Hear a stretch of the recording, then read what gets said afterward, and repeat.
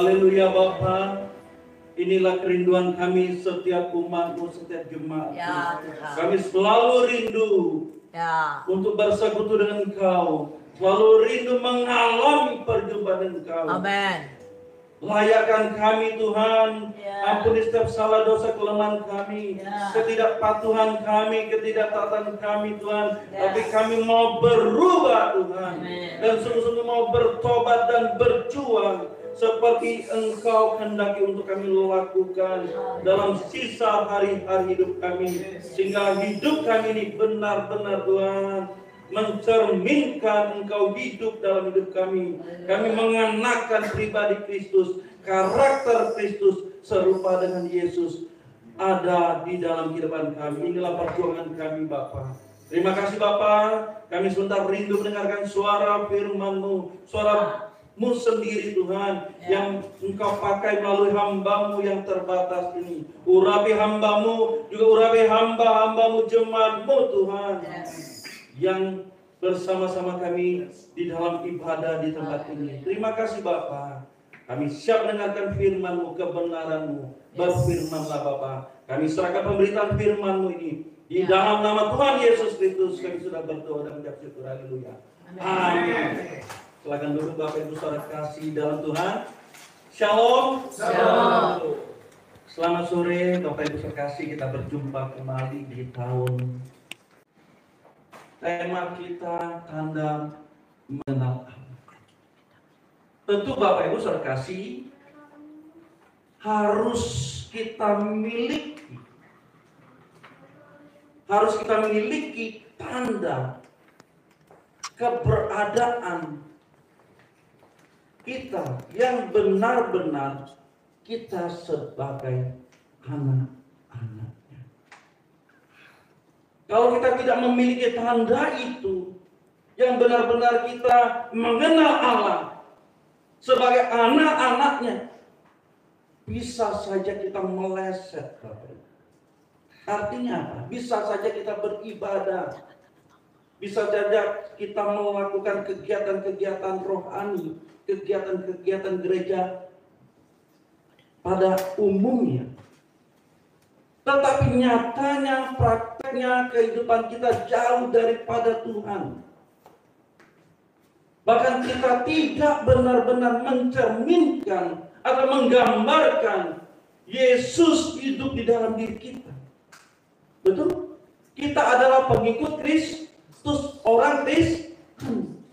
Di dalam bahasa Yunani menggunakan kata Kristianos. Artinya cara hidup kita seperti cara hidup Tuhan Yesus. Kalau tidak sampai seperti itu Bapak Ibu, kita meleset, kita menyimpang, tidak presisi seperti apa yang Tuhan Yesus kehendaki dalam hidup kita. Di awal tadi saya sampaikan, kita bisa beraktivitas, kita bisa melayani pekerjaan Tuhan, bahkan kita sebagai hamba Tuhan, gembala, pendeta sekalipun, kalau kita tidak melukiskan, menggambarkan cara hidup, dan kita mengenakan karakter Yesus, mengenakan pribadi Yesus dalam hidup kita, perlu kita pertanyakan kekristenan kita. Apakah kita sudah mengenal Dia? Mengenal Dia bukan hanya lewat pemberitaan firman Allah, lewat kita membaca Alkitab atau kita mendengar, menonton YouTube. Lalu kita sudah disebut mengenal.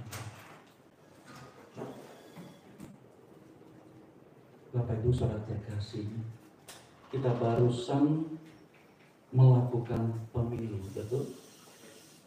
Tanggal 14 Februari berapa hari yang lalu. Apa tandanya kita sudah memilih atau mencoblos atau mengikuti pemilu? Apa tandanya? Apa ini? Ada tinta? Ya, di jari, tapi kalau nggak ada tinta, tidak sah. Ngomong kita sudah mencoblos, udah memilih loh, menggunakan hak suara kita. Mana buktinya? Tandanya mana? Ini ada tinta, jelas, terbukti, terverifikasi. Nah, ilustrasi ini bisa kita tarik, kita sebagai orang percaya, orang Kristen?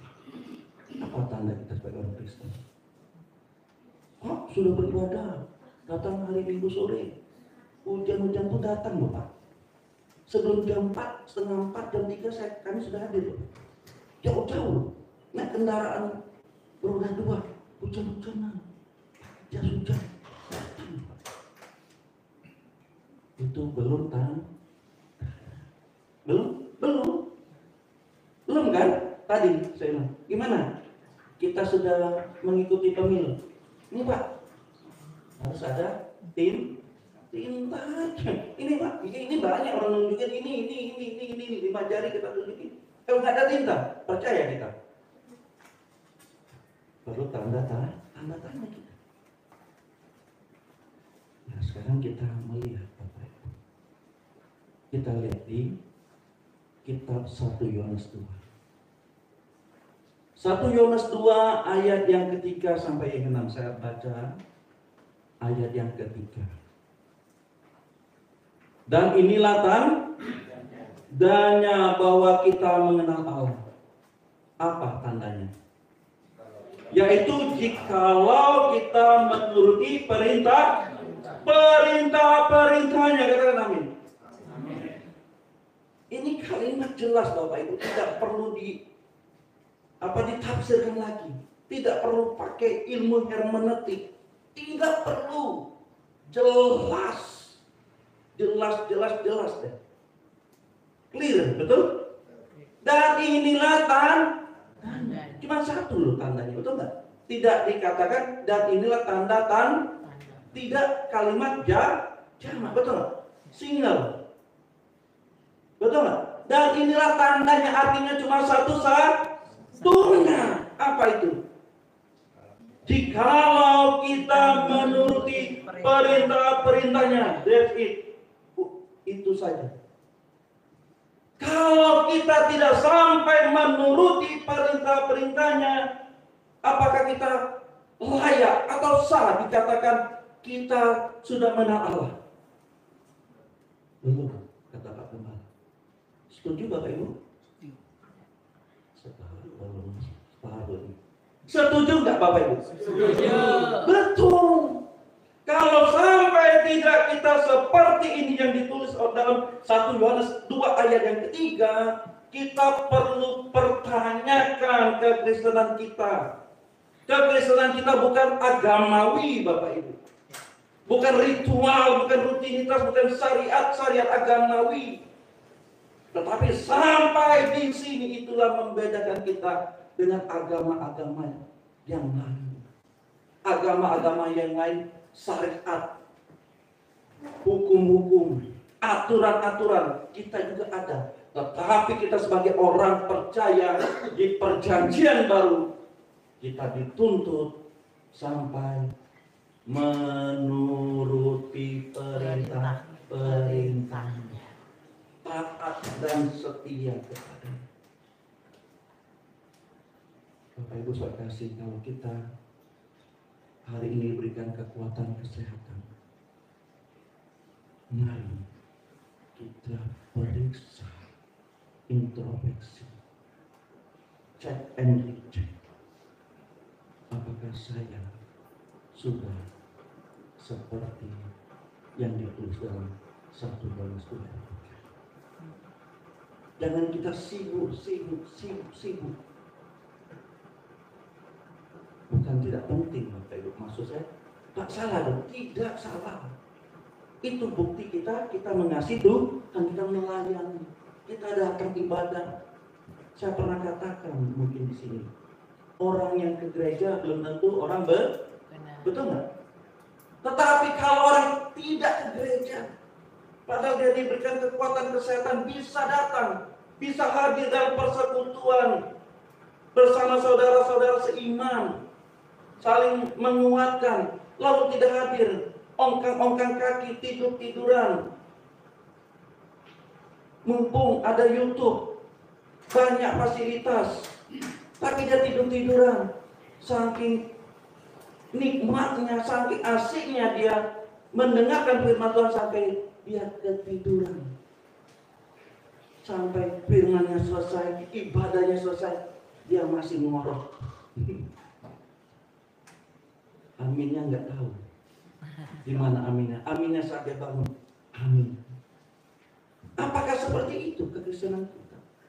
Orang ke gereja saja belum tentu benar. Tapi kalau orang tidak ke gereja, sudah pasti tidak benar. Betul?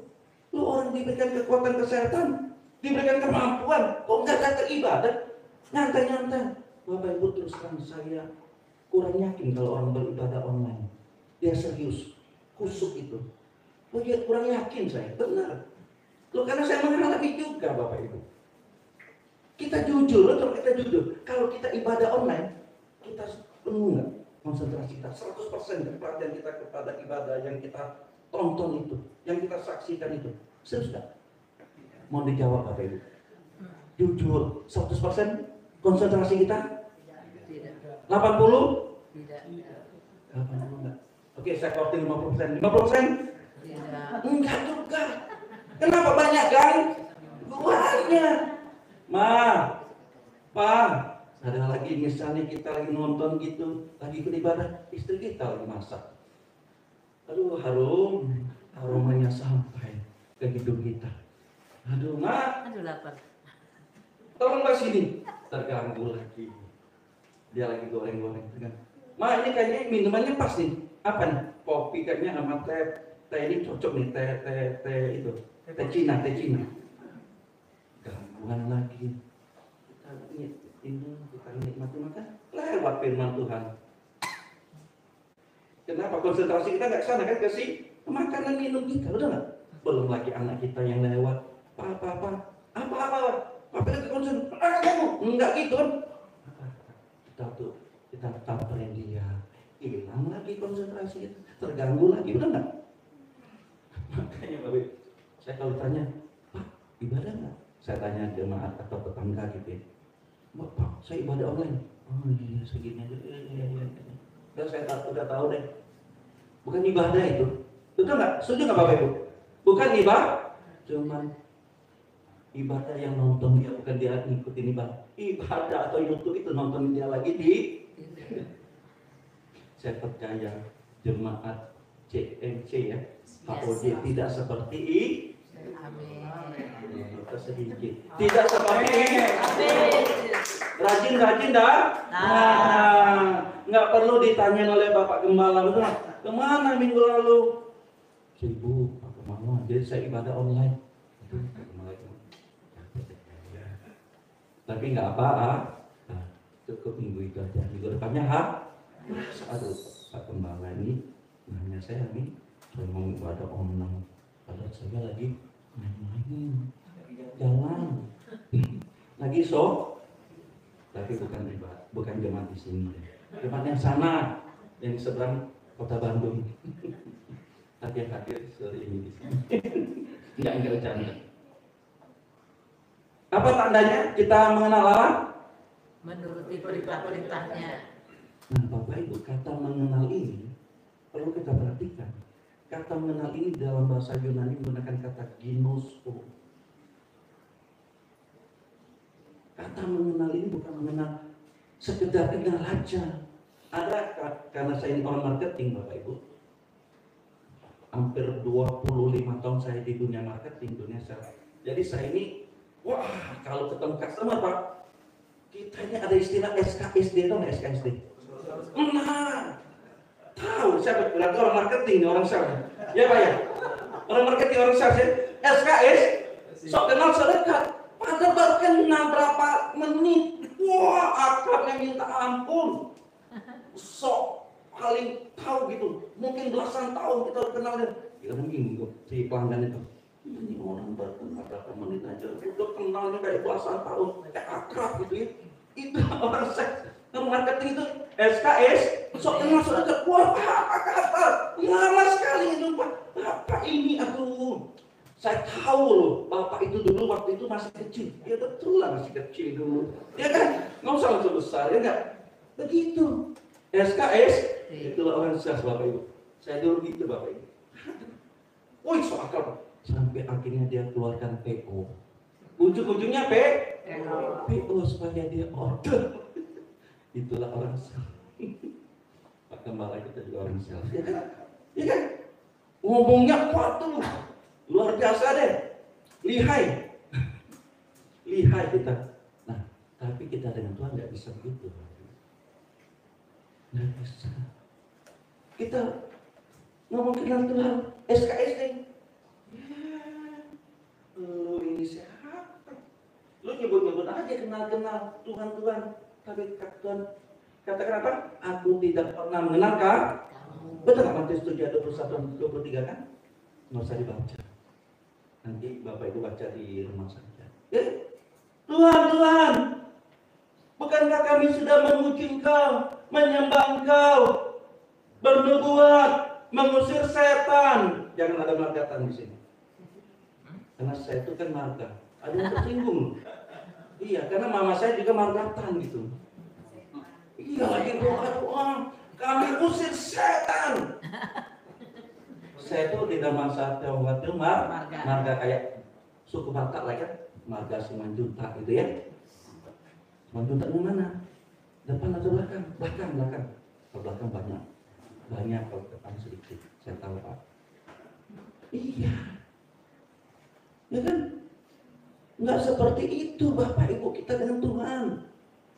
Kata mengenal itu menggunakan kata ginosko dalam bahasa Yunani, artinya kita mengenal dengan pengalaman. Bukan hanya mengenal secara kognitif saja, secara pikiran saja. Bukan kita mengenal Tuhan itu lewat Alkitab, kita baca firman Tuhan, kita membaca renungan, kita mendengar renungan, atau kita menonton YouTube rohani. Tidak. Kita mengenal Allah ini, kita mengenal melalui pengalaman. Artinya apa? Kita mengalami Tuhan. Ada interaksi kita dengan Tuhan. Ada dialog kita dengan Tuhan. Dan Tuhan menikmati apa yang kita lakukan dengan pengenalan kita dengan Tuhan. Paham Bapak Ibu? Jadi kita bukan SKS, yang menggunakan SKS kepada Tuhan. Kepada pelanggan kita bolehlah. Kepada pelanggan kita boleh. Tapi kepada Tuhan tidak dipakai, tidak berguna, tidak valid, percuma. Karena ujungnya apa? Tidak dikenal oleh Tuhan, tidak pernah dikenal oleh Tuhan. Ditulis dalam Matius 3:23. Dikatakan kita hanyalah pembuat kejahatan. Jangan SKID dengan Tuhan, amin. Kita harus mengenal ini, mengenal melalui pengalaman hidup kita. Nyata, real. Kalau hitungan KPO apa? Real time, betul nggak? Real count. Apa itu quick count? Padahal quick count itu dengan real count mungkin beda-beda tipis ya sekarang ya. Itu nggak? Karena pengalaman kita periode yang lalu kan, real count dengan apa? Quick count itu beda-beda tipis, 2-3%. Jadi Bapak Ibu, kita harus mengenal Allah melalui pengalaman atau melalui peristiwa-peristiwa kehidupan kita. Atau dengan kata lain, segala aspek kehidupan kita harusnya Allah mengenal kita. Tidak bisa kita munafik, tidak bisa kita SKSD, tidak bisa kita pura-pura mengenal, tidak bisa. Dan itu tidak bisa. Harus kita alami secara pribadi, lepas pribadi dengan Tuhan. Sehingga Tuhan menikmati, melihat, merasakan pengalaman, pengenalan kita akan Dia. Harus ada interaksi. Kalau tidak, kita munafik, fantasi, mimpi saja Bapak Ibu. Sehingga kita tidak pernah dikenal oleh Tuhan. Amin Bapak Ibu. Kita mau berjuang mengenal Allah bukan secara kognitif saja, bukan saat kita membaca Alkitab, membaca renungan, mendengar rohani, siaran-siaran rohani saja, tetapi melalui perjalanan hidup kita, pengalaman hidup kita sepanjang hidup kita sampai kita menutup mata di bumi ini, benar-benar kita berinteraksi sehingga Tuhan mengenal setiap kita. Lalu ayat yang keempat dikatakan apa? Barang siapa berkata, aku mengenal dia, tetapi dia tidak menuruti perintahnya, dikatakan apa? Ia adalah seorang pendusta dan di dalamnya tidak ada kebenaran. Jelas Bapak Ibu, saudaraku, jika kita mengenal dia, dan siapa kita mengaku menyebut mengenal dia, tetapi kita tidak menuruti perintahnya, kita tidak taat kepada kehendaknya, mengikuti jalan-jalannya, dikatakan apa? Kita seorang pendusta. Dan kita tahu bapak pendusta adalah iblis. Udah jelas Bapak Ibu. Kalau kita mengaku orang Kristen, orang percaya, lalu kita mengaku mengenal dia, lalu harus terverifikasi, harus terekspresi dalam kehidupan kita, benar-benar kita mengalami Tuhan secara real. Tapi nyatanya kita tidak mengalami itu. Hanya kata-kata saja, hanya sebutan kita saja, hanya lewat pujian kita saja kita mengenal Allah. Tapi nyatanya itu kan kita tidak seperti mengenal Allah. Dikatakan kita pendusta. Dan percayalah Bapak Ibu, kita sudah mengikut si iblis. Tidak perlu kita memproklamirkan, tidak perlu kita mendeklarasikan, kita sudah distempel pendusta. Dan Bapak pendusta adalah iblis. Tidak perlu kita deklarasikan, oh aku ikut iblis, tidak perlu. Lewat kehidupan kita yang tidak menuruti perintahnya, kita sudah mengikuti iblis. Pak, tidak Pak, saya percaya kok pada Tuhan, saya datang ibadah kok. Ya tapi mana buktinya? Mana buktinya? Sama juga kita dengan pasangan kita, betul? Gak mungkin kita ngomong sayang, cinta. Ya ngomonglah sayang 1000 kali, ngomonglah cinta 10.000 kali setiap hari. Kalau nggak ada ekspresinya, buktinya apa? Doang.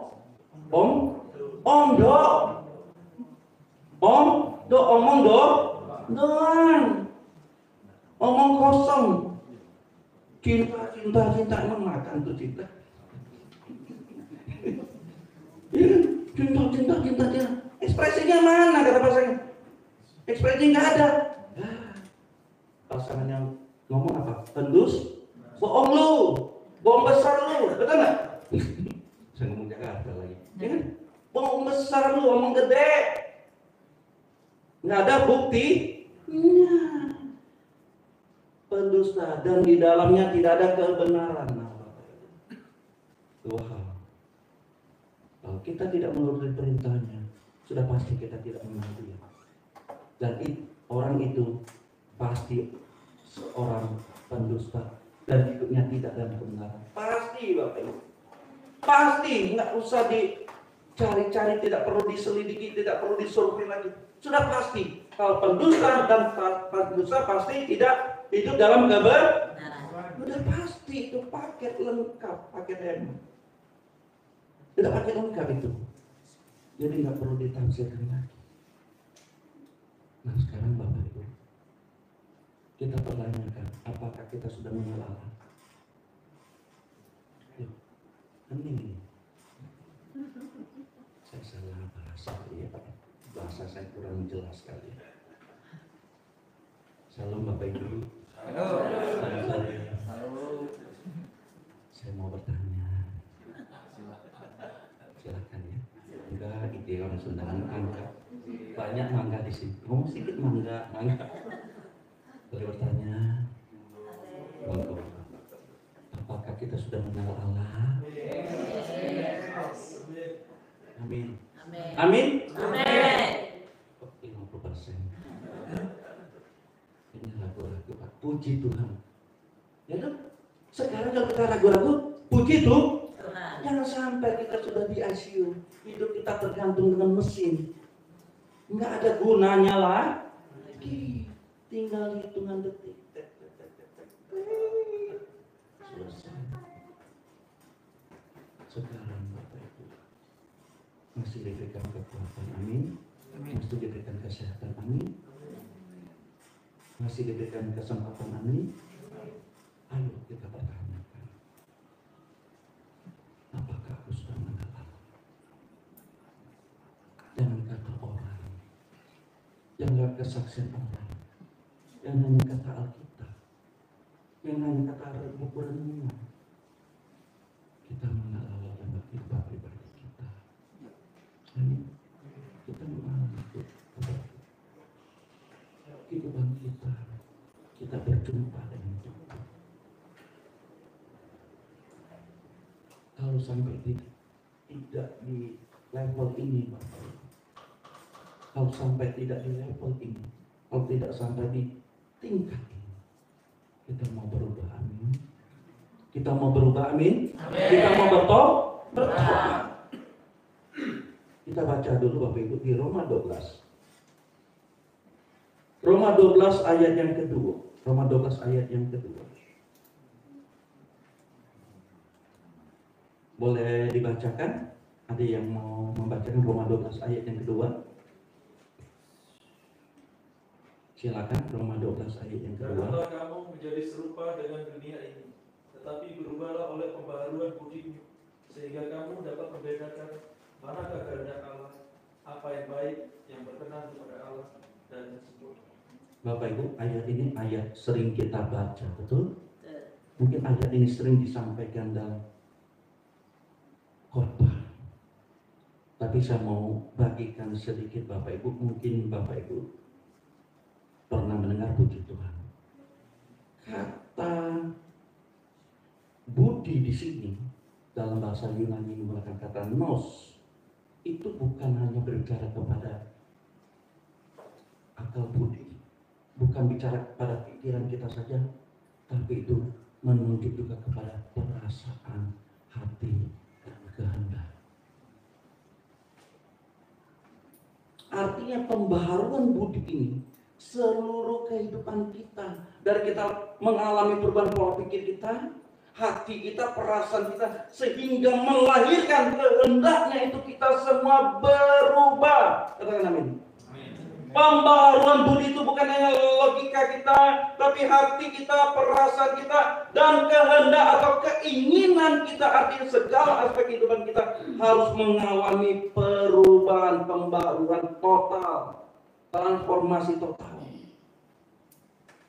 Sehingga kita tidak menjadi serupa dengan dunia ini.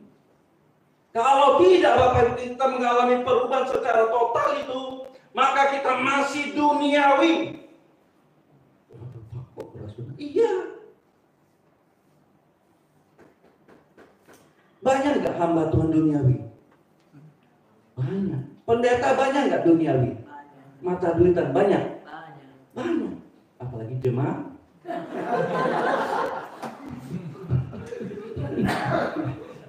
Jangan gitu dong Pak, bukan kartun. Hamba Tuhan Pak, banyak di dunia. Pendeta, gembala, apalagi jemaat. Iya Mas, hamba Tuhan pendeta gembalanya duniawi, apalagi jemaat. Lo kalau pendetanya gembalanya duniawi, jemaatnya duniawi nggak? Ikut apa yang disampaikan di firman Tuhan, apa yang dikhotbahkan itu pasti tidak berjalan dengan spiritnya dia. Tidak jauh Bapak Ibu. Sedikit-sedikit apa? Kayak kepahitan Bapak Ibu. Ujung-ujungnya UUD 1945 gitu. Bukan ya? Iya.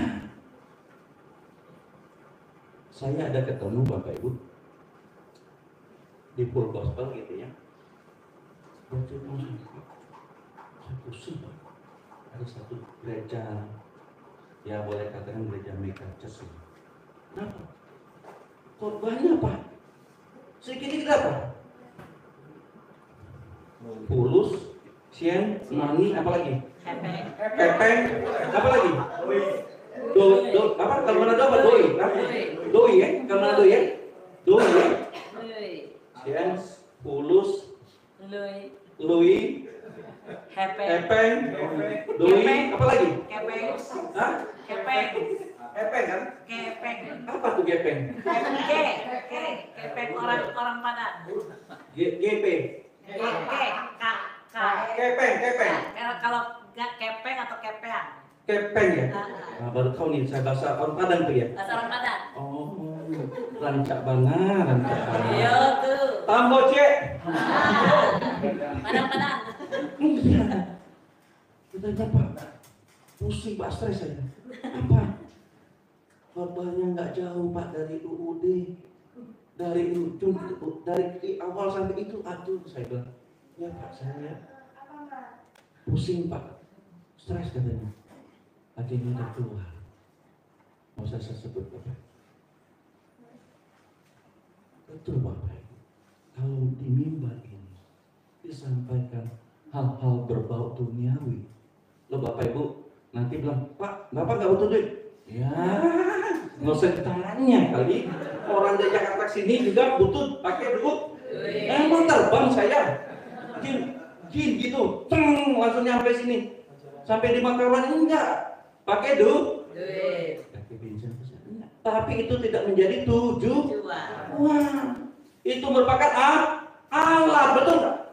Uang itu merupakan alat atau sarana kita untuk melayani pekerjaan Tuhan, tapi bukan tujuan hidup kita atau tujuan kekristenan kita, bukan uang, bukan mon. Tujuan kekristenan adalah kita serupa dengan Kristus, menjadi mempelai Kristus, menjadi pengantin Kristus, sehingga kita dilayakkan masuk ke surga. Amin. Kita diajar tidak mencintai dunia ini. Kita harus mengasihi Tuhan. Karena semua yang ada pada kita di dunia ini kita akan tinggalkan itu satu persatu. Ada yang bawa ke peti mati kalau dia mati. Kalau dia mati, tolong ya pesan ya, sertifikat rumah masuk ke dalam peti mati. Deposito di bank masukin ke dalam peti mati. Emas 1 gram, 100 gram masuk peti mati. Bahkan gigi emasnya juga tolong jangan dicopot. Ada yang gitu. Kalau ada kita datang dia, kita bawa periksa dia ke rumah sakit. Ada sesuatu yang salah. Nggak ada kan? Kita semakan tinggalkan itu. Lalu apa yang kita bawa kehidupan kita, yaitu iman kita. Kita berjuang mengenal pribadi Kristus lewat kehidupan saudara dan saya. Real. Tidak imajinasi. Makanya firman Tuhan katakan dalam Mazmur 32, janganlah kamu menjadi serta dengan dunia ini jelas loh, nggak perlu ditafsirkan. Jangan duniawi, jangan matre. Pak, kita butuh uang. Betul. Ada yang mengatakan, Pak, uang adalah segala. Kalau nggak ada uang, Pak, bisa nangis, Pak, bisa sedih, bisa stres.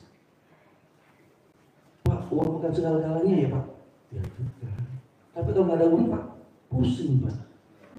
Itu tadi saya bilang, uang itu adalah kita tuannya, jangan kita dibalik. Uang itu jadi tuan kita, nah kita diperbudak oleh uang, yaitu kita jadi dunia kita. Paham Bapak Ibu? Uang itu alat. Siapa yang jadi tuannya? Nah, Bapak Kemala aja, yang lain enggak. Atau uang menjadi tuannya, majikannya. Betul nggak, Boros? Apa ini betul? Betul yang mana nih? Uang itu menjadi tuan kita, atau uang itu menjadi budak kita, hamba kita? Menjadi hamba kita, tuannya, kita majikan, kita yang mengelola uang itu. Jangan kita dikelola oleh uang. Maka kita jadi duniawi aja. Tetapi berubahlah oleh pembaharuan budimu. Nah, sehingga kalau kita sudah berubah, pola pikir kita, hati kita, keinginan kita sudah selaras dengan perubahan yang Tuhan inginkan, sehingga kita dapat membedakan Bapak Ibu. Maka ada orang buta, mana keinginan, mana kebutuhan. Bingung dia, buta dia. Pikirnya kebutuhannya itu ada keinginannya. Dia beli apapun itu, beli apapun. Ini beli itu, beli itu, beli. Sampai akhirnya dia mati oleh keinginannya. Kita jangan seperti itu ya Bapak Ibu. Sehingga kalau kita berubah pola pikir kita, hati kita, keinginan kita berubah, maka kita dapat membedakan mana dan Allah. Kita mengerti mana perintah Allah, mana hukum Allah, mana kehendak Allah, sehingga kita tahu apa yang baik, yang berkenan pada Allah dan yang sempurna. Maka Bapak Ibu, ada orang tuh, Pak, nggak mungkin kita sempurna Pak. Rokok aja yang sempurna. Ini kamu tidak berubah, tidak mengalami perubahan total. Jadi nggak mungkin sempurna loh. Firman Tuhan katakan, kamu dapat membedakan, kamu dapat mengerti mana kehendak Allah, apa yang baik, yang berkenan pada Allah dan yang sempurna. Kehendak Allah sampai sempurna dalam hidup kita kalau kita mengalami perubahan total. Pikiran, hati, dan keinginan kita selaras dengan pikiran dan perasaan dan keinginan Tuhan, maka kita bisa sempurna, katakan. Presisi, kata Paul. Kita presisi, kita tune, Bapak Ibu. Jadi yang dikatakan kita tidak bisa sempurna, orang itu belum mengalami perubahan. Kita balik ke 1 Yohanes, Bapak Ibu. Kita balik ke 1 Yohanes 2. Tadi yang kita baca ayat keberapa? Ayat yang keempat ya. Ayat yang kelima. Firman Tuhan katakan, tetapi barang siapa menuruti firman-Nya, di dalam orang itu sungguh sudah sempurna kasih Allah. Dengan itulah kita ketahui bahwa kita ada di dalam Dia. Bapak Ibu, kita sering mengatakan atau WA sering mengucapkan, apakah kita sudah dalam Dia? Apakah Kristus sudah ada di dalam diri kita? Dalam hidup kita katakan apa? Amin. Betul nggak? Lewat ayat ini kita bertanya, sudah nurut firman Tuhan? Sudah taat belum kepada perintah-perintahnya? Sudah ikut belum kehendaknya? Sehingga dia bisa menyatakan, sudah sempurna kasih Allah dalam hidupku. Kita tahu, bayangkan, dengan itulah kita ketahui. Jadi tidak tidak semoga mudah-mudahan kita mengenal Allah. Hidupnya gimana? Ya begitu-gitu aja. Hidup ini ngalir-ngalir aja, ngalir mana? Mengang solo. Enggak seperti itu Bapak Ibu. Harus ada bukti otentik. Tadi saya contohkan, kalau kita sudah mencoblos ikut pemilu, bukti otentiknya apa? Mungkin terjadi. Benar-benar terjadi. Benar-benar kita mengikuti pemilu itu dengan bukti otentik. Nah sekarang kita pertanyakan, kalau kita mengenal Allah, lalu kita bilang kita sudah ada di dalam Dia, Kristus ada di dalam kita, sehingga hidupku apapun yang terjadi lebih besar, karena roh yang ada padaku lebih besar. Tapi ada roh apapun dikit udah takut kan? Ada roh sedikit, roh jahat sedikit udah takut dia. Sedikit-sedikit, aduh takutnya, ketakutan gitu. Gimana sempurna kasih Allah dalam hidupnya? Kalau kita sudah mengenal Allah benar-benar melalui perjalanan hidup kita taat kepada Dia setiap padanya. Kita tahu. Tapi bukan kita tahu tuh, kita mengerti. Kita paham. Kita alami itu. Seperti saya tadi dikasih map oleh Ibu Elsa ya. Wah, itu pasti tahu itu saya. Tahunya apa? Saya sampai. Bukti kita tahu Pak, kita sampai loh.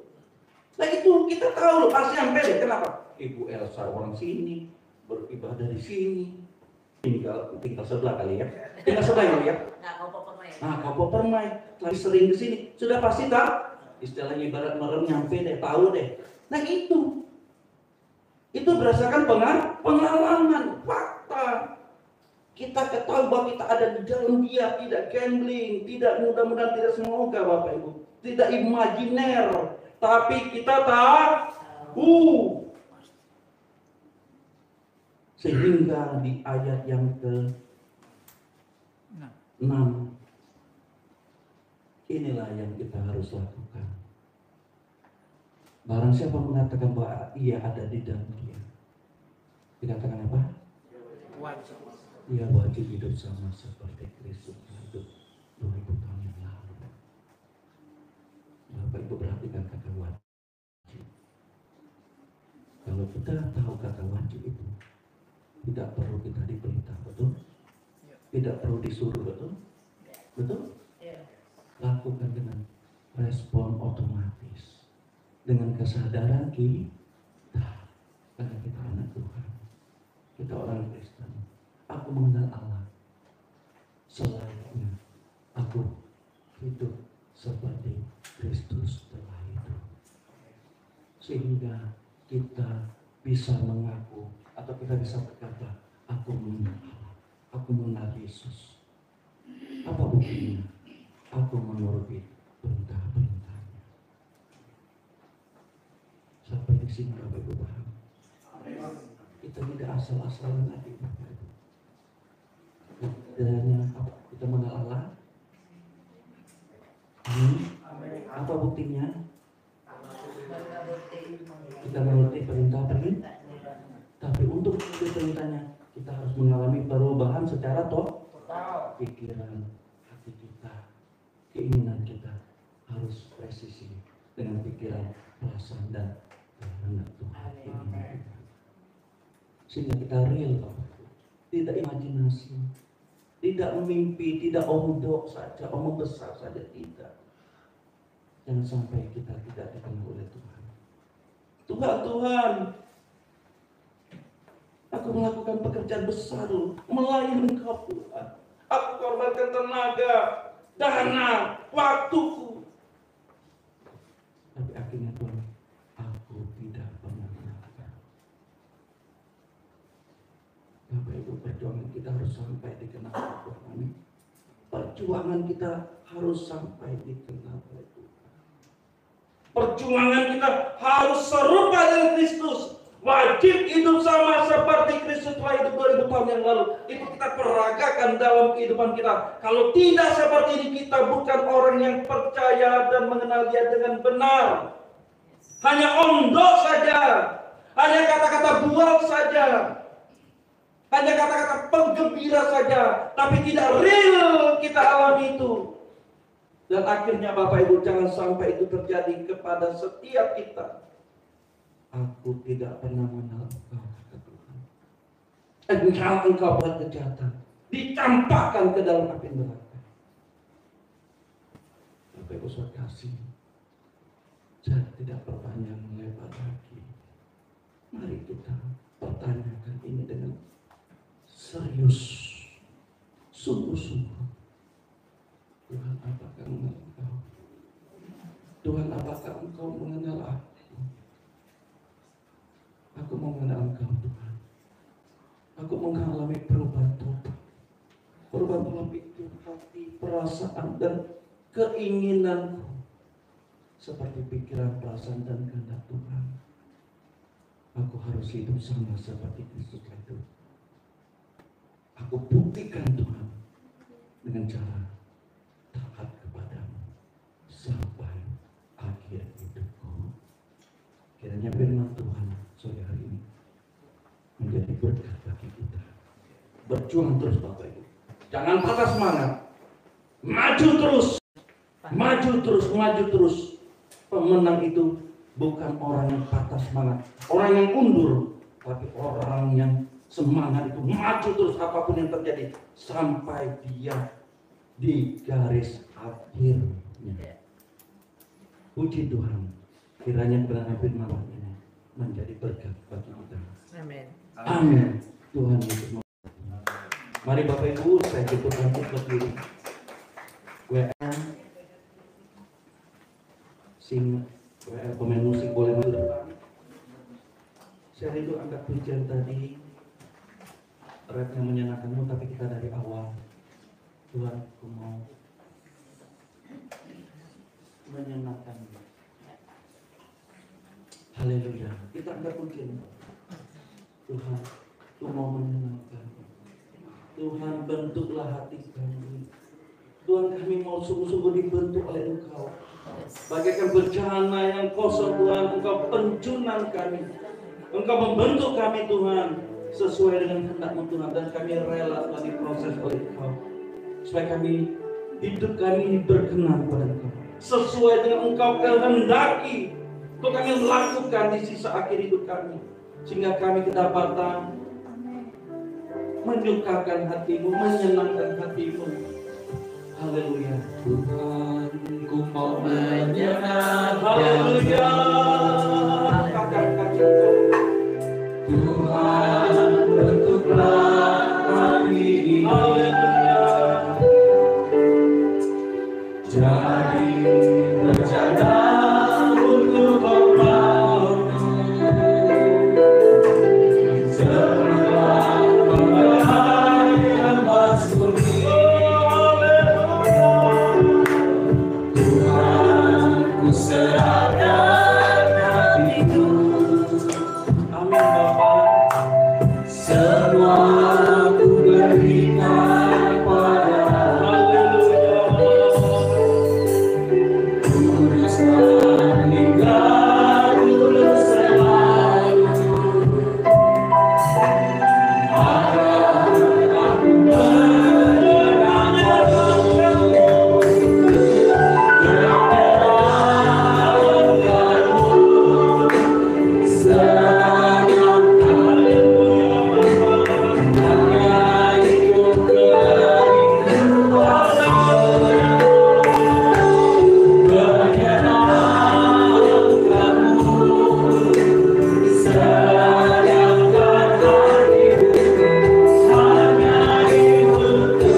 Katakan puji Tuhan lagi di dalam sungguh-sungguh. Tuhan, kami mau menyenangkan. Haleluya.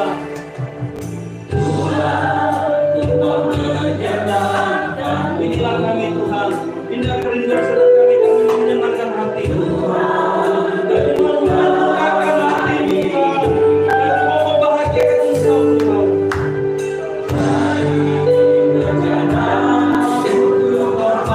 Oh, haleluya. Menyenangkanmu.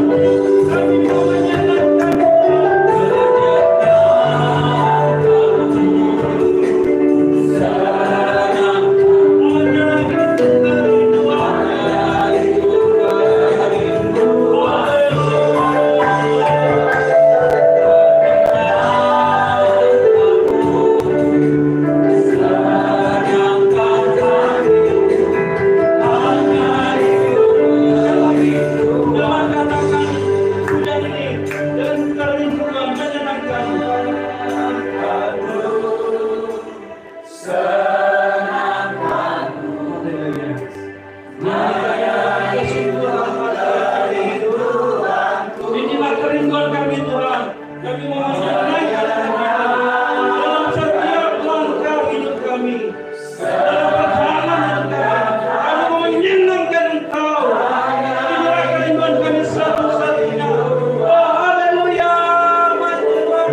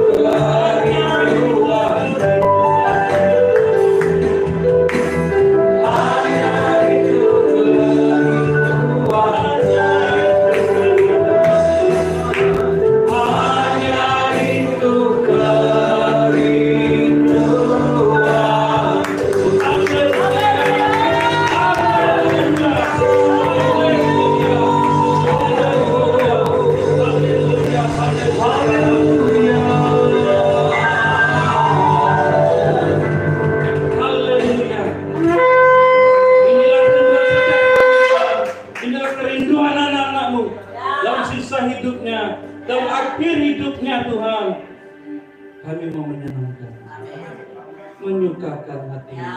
membahagiakan Engkau Ya. dalam setiap pola pikir kami, Haleluya. dalam setiap perkataan kami, Ya. dalam setiap perasaan hati kami, bahkan perilaku kami Tuhan. Amin. Kami mau menyenangkan-Mu Tuhan. Yes, Lord. Kami mau berjuang Ya. untuk mengikuti jejak-Mu, Ya. mengikuti jalan-jalan-Mu, Amin. mengikuti kehendak Bapa di surga. Haleluya. Kami mau berubah Bapa. Kami mau bertobat secara total. Karena kami tahu waktu ini sungguh-sungguh singkat. Kalau kami masih diberi kesempatan, inilah momen yang terindah, Haleluya. momen yang bernilai untuk kami berubah. Yes. Kami tidak mau omong doang, saja mengenal Engkau. Yes, Lord. Tapi prakteknya tidak seperti itu. Kami jauh dari pengenalan Engkau. Kami tidak mengalami Engkau. Ya. Kami tidak mengikuti kebenaran. Ampuni kami Bapa. Ampuni Tuhan. Ampuni Tuhan. Ya. Ampunilah ya Tuhan. Haleluya. Kami mau berkomitmen mengenal Engkau secara real lewat kehidupan kami sehari-hari. Yes, Lord. Sehingga orang bisa melihat, sehingga orang bisa menilai ada Kristus dalam hidup kami. Bukan kami yang berkata-kata, karena kami suratan yang terbuka Amin. yang disaksikan oleh setiap orang. Ya. Kalau kami mengenal Engkau, orang berkata, aku melihat Kristus dalam hidupmu. Cara hidupmu sama seperti cara hidup Tuhan Yesus 2000 Oh, tahun yang lalu. ratakan nama tadi. Jangan kau keraskan hatimu, anak. Yesus. Jangan kau keraskan hatimu, anak. Kalau hari Haleluya. ini kau mendengar firman, engkau bertobat berubah. Yes. Kalau tidak, aku akan mencabut. Aku akan menjauhkan engkau dari berkat aku. Haleluya. Kalau kau tidak bertobat dan berubah, aku perlihatkan jati diriku sebagai Allah yang besar. Kalau kau mendengarkan firman Tuhan sore hari ini dengan baik-baik dan benar-benar berubah dan bertobat, aku akan bukakan tingkap-tingkap. Aku akan mengulurkan tanganku yang gagah perkasa ini menolong engkau, mengangkat engkau. Yes. Aku akan menolong engkau. Aku akan menolong engkau. Jangan kau khawatir, jangan kau takut, jangan kau gentar, jangan kau gelisah. Engkau percaya kepadaku karena Akulah empunya langit bumi beserta segala isinya. Percayalah kepadaku. Aku akan menolong kau. Aku menyertai kau. Roh Kudusku tinggal dalam kau. Bapak Ibu kasih. Pada kesempatan mari kita coba dan bertobat. Jangan bermain-main dalam hidup ini. Karena kita tidak tahu kapan kita akan berakhir. Tapi kalau masih ada kesempatan, ambil keputusan berubah dan bertobat secara total. Tidak main-main lagi dalam hidup ini. Allah menantikan kita. Allah menunggu kita. Kalau kita mengangkat tangan, Tuhan akan ulurkan tangan menolong kita. Amin. Haleluya. Kiranya damai sejahtera Allah tinggal dalam hidup kita. Amin. Kasih karunia Allah sungguh sempurna dalam hidup kita. Kalau kita berserah total, Haleluya. kalau kita mau berubah dan bertobat, Yes. mengalami pembaruan total, Haleluya. maka hidupmu akan dipulihkan. Amin. Pemulihan terjadi dalam hidupmu. Amin. Percayakan hidupmu kepada Tuhan. Yes. Tuhan akan bertanggung jawab dalam hidupmu. Amin. Jangan gelisah, jangan takut, jangan gentar. Yes. Ya Allah, empunya langit bumi beserta segala isinya. Terima kasih. Kalau Tuhan sudah buka jalan, percaya tidak ada satu pun yang bisa menutup pintu. Yes. Berserahlah pada Tuhan. Haleluya. Tuhan menunggumu. Tuhan ingin memberkati. Amin. Haleluya. Inilah kebenaran Bapa. Hamba-Mu sudah sampaikan. Kiranya terjadi kebenaran-Mu. Menjadi kekuatan, menjadi rema bagi kami. Untuk kami terus lebih dalam lagi mengenal Engkau. mengalami Engkau secara real, Yes. sehingga kami benar-benar mengenal Allah yang hidup Amin. lewat kehidupan kami, cara hidup kami. Haleluya, haleluya. Di dalam nama Tuhan Yesus Kristus kami sudah berdoa dan syukur. Kita katakan amin. Amin.